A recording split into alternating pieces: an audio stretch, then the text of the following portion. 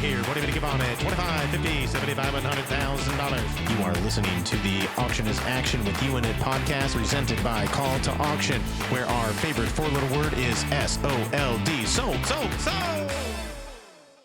Well, hello there, everyone. Bobby D here with the Auction is Action with You in It podcast presented by Call to Auction. And I was going through the Facebook the other day and I came across this great question that came from a fellow nonprofit professional. And here's what it says. I'm looking into a software that could allow our donors to give via phones at our dinner instead of raising paddles for a cash call. I've had demos with One Cause and Give Smart and have a demo coming up with Better. Well, does anybody use these or have other recommendations? Better Well is free, but there's 7 reviews that said donors are confused about the optional fees to help the platform remain free. Ended up paying the fees they didn't know how to opt out of paying. I like free, but if donors will get turned off by it, then I will not return next year. So my response was, are you looking to raise less money than an actual paddle raise? Do you want to give your guests a reason to check out, literally, of your event so you spend so much time on crafting? Are you using a professional auctioneer asker? I don't want to be harsh, but I have had this conversation hundreds of times. And yes, it is easier to collect donations via phone giving, but your engagement rate and average dollars per gift will tank and your overall fundraising will suffer. I've had numerous conversations with many of the executives of the above mentioned tech firms, and they will all agree that using paddles and a professional auctioneer asker are actual best practices. You're trying to create a community movement. It is impossible to do that when everyone is checking their notifications and sports scores. Creating a vibe of collective effervescence can only be achieved by reactionary generosity, not transactional technological giving. You got to create golden goosebump moment and then make the call to action. Make it easy for your donors to give. It's not as easy on the phone as it is by raising a paddle. Here is the response. Bobby D, we've done the paddle raise in the last 2 years, and while have significantly raised more money, some of our long-term donors have decided they no longer care to participate in our dinner because of it. I just had a conversation with a donor who usually sponsors and fills 2 tables who said he won't be returning because he feels it's unbiblical. I'm looking for a way to honor our long-term donors without giving up on the paddle raise altogether. Yes, we have an MC. All right, Jamie, thank you so much for the response. A couple things I really want to break out here. So now we've got long-term donors who decided that they no longer care to participate because of the paddle raise. And the conversation with the donor who sponsors and fills tables says not returning because it feels unbiblical. Okay, I get this. I've come across this many different times with different Christian and Catholic schools, and major donors don't feel comfortable giving in a public atmosphere like that. Totally get it. Totally understand. However, what ends up happening because said donor is uncomfortable with the method of asking, what they are doing is they are disallowing opportunities to identify new donors and to also disallow opportunities for current donors to give again and to be able to give bigger and better. Now, if this feels unethical to them, hey, totally okay. I'm not here to judge. Maybe this isn't the right dinner for them. Maybe what ends up happening is that you create a separate VIP dinner in which those large donors are able to come. They're able to sponsor, and it's just a party. It's just a friend raiser. There's no ask. There's no nothing. And this solves a lot of things for your long-term donors. It gives them a chance to continue to support the organization, gives them a chance to continue to sponsor, continues a chance for them to bring their network to an event in which they know that they are not going to be asked. Totally cool. Love it. Great model for a dinner. Now, your gala, your big event in which you have many different goals with, yes, you want to raise as much money as possible. Yep, that's it does not need to be said anymore. But you also might have some other goals in which you're trying to identify new donors, which by raising the paddle is super easy.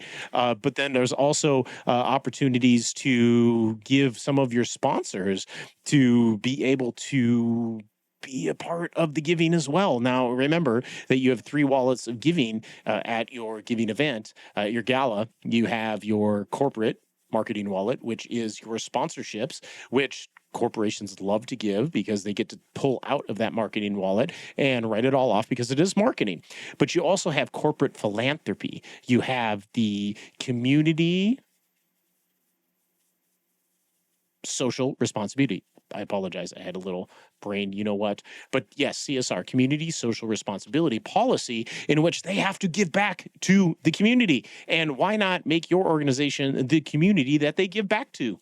All right. So that's that corporate philanthropy wallet. But then you also have the individual philanthropy wallet, which is so, so, so important because it's individuals that are the ones that are in charge of the decisions for corporate CSRs and corporate marketing. So if we can tap into that individual philanthropy wallet, then that's a huge win as well too. Now, maybe you do want to give your current donors a opportunity to give higher than ever. Now, this is a great way to utilize the paddle raise best practices. There's also ways that maybe these lead donors, these long-term donors, that we could leverage their gift. Now, leveraging their gift, maybe they want to give a $50,000 gift or they want to give a $100,000 gift.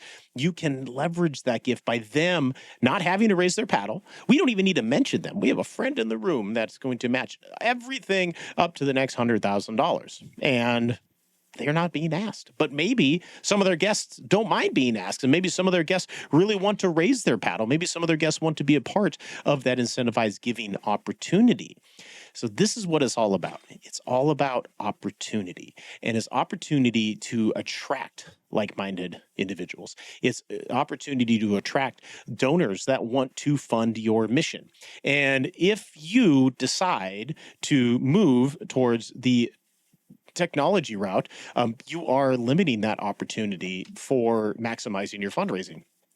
And you know that your fundraising is your fuel to your mission being fulfilled. So you need this fundraising fuel. So now if one long-term donor, yes, major donor, they might be 6 figures. Heck, they might be 7 figures. And if they are directing the tactics of fundraising at your event, they are limiting exposure and they're limiting opportunities for others to participate at their highest level or at their inspirational level of giving. Now, I love to say budgets are made to be broken.